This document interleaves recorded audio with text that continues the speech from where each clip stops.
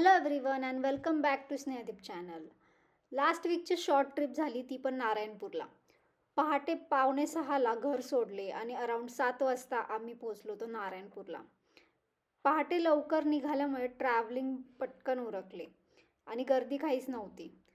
या ठिकाणी जायचं असेल तर गुरुवार आणि पौर्णिमा या दिवशी प्रचंड गर्दी असते. So plan your visit accordingly. Narayanpur हे गाव भुलेश्वर डोंगराच्या पायथ्याशी वसलेले आहे. या गावाचे वैशिष्ट्य म्हणजे एकमुखी दत्त मंदिर. दत्त संप्रदायातील हे अत्यंत महत्त्वाचे तीर्थस्थान मानले जाते. मध्ययुगीन काळात आणि मराठा साम्राज्याच्या काळात सासवड व नारायणपूर परिसराला विशेष महत्त्व होते. पेशव्यांच्या काळात हा भाग धार्मिक आणि सांस्कृतिकदृष्ट्या समृद्ध झाला. आजही नारायणपूर गाव आपली परंपरा, श्रद्धा आणि शांत वातावरण जपून आहे.